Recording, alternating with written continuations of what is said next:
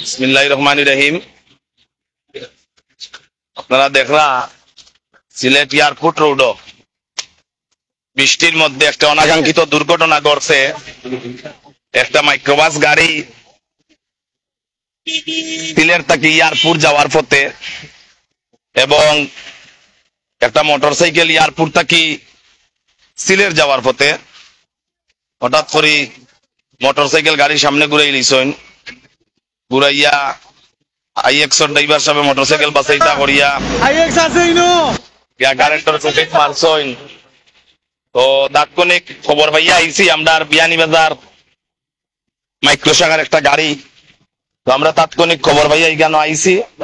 বর্তমানে গাড়ি উদ্ধার করিয়া রোগী মোটরসাইকেল আর ওই যে আল্লাহর রহমতে তাই কিছুটা সুস্থ আছেন, তাই উসমানী মেডিকেল চিকিৎসা দিন এবং গাড়ি কারেন্টের গুটি গিয়া মারি দিছেন। মোটরসাইকেলটা বাঁচাইতা করিয়ার বাদেও বাঁচাইতা পারছেন না, মোটরসাইকেলটা বাড়ি রেই নিছে। হুট করে মোটরসাইকেলটা ঘুরাই নিছেন গাড়ির সামনে। তো যাই হোক একটা অনাকাঙ্ক্ষিত দুর্ঘটনা ঘটছে। আমরা আইছি এখানে আরো নেতৃবৃন্দ সকল আইসইন।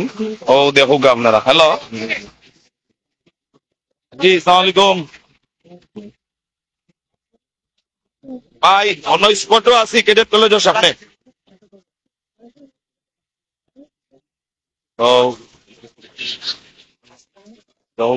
গাড়ি ওইখানে ইতিমধ্যে আমরা খবর পাইয়া ট্রাক শ্রমিক ইউনিয়নের সাবেক সাধারণ সম্পাদক অর্থ এলাকার আমরা কৃতি সন্তান আমরা বড় ভাই আমির উদ্দিন ভাই আইসইন। তো তাই নয় খুব হেল্প কররা। আমরা শাহিদগা মাইক্রোবাস শাখার কেশিয়ার সাহেব আইসইন, নুরে আলম ভাই দৌড়িয়া। যাই হোক আমরা যারাও আসলাম এখানে আমরা এয়ারপোর্ট মাইক্রোবাস শাখার আমরা সভাপতি সহ নেতৃত্বে যারা আছেন সব ওইনে উপস্থিত হইছেন একজনে আরেকজনের সাহায্য সহযোগিতা করার লাগি।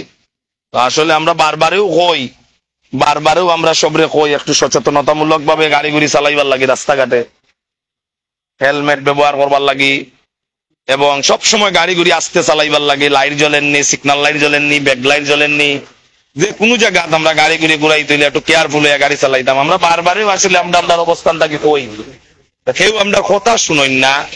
এই মোটরসাইকেল ভাই আস্তা করে ঘুরাইয়া গাড়ির সামনে পড়ে গেলা। তো ইতিমধ্যে আমরা দেখলাম আমরা আমির আলী ভাই আইসেন, আমির ভাই আইসেন, আপনারও ধন্যবাদ চিন্তা হোক আপনার উদ্দেশ্যে। এবং এই যে খালি দুর্ঘটনা ঘটেন হুট করে ঘুরাই লাইন হুট করে কেউ আইন মানই না।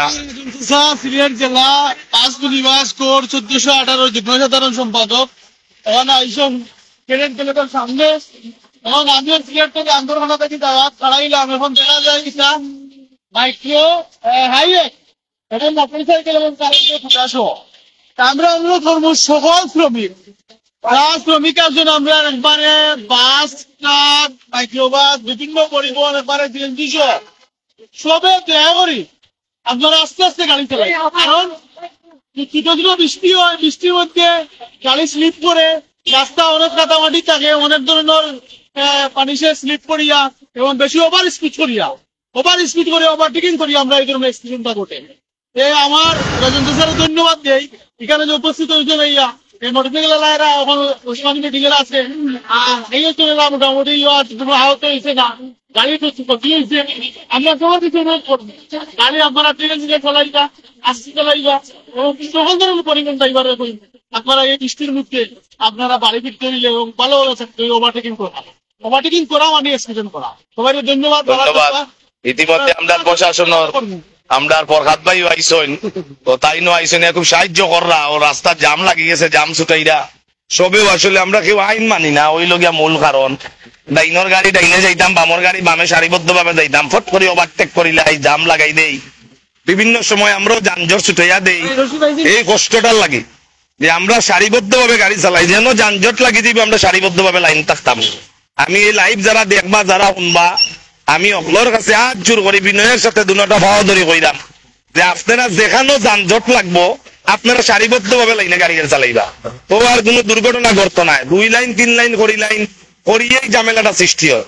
আজকে দেখুকা হাইএক্সটা এই রোডটা কি, ওই যে সামনে যে রোড দেখলা সিলেট থেকে এয়ারপোর্ট যাওয়ার পথে, কিন্তু মোটরসাইকেলটা এয়ারপোর্ট থেকে সিলেট যাওয়ার পথে টাইম থাকতা বামছে এটা আখতা করি একজন টাইম থেকে লাইটটা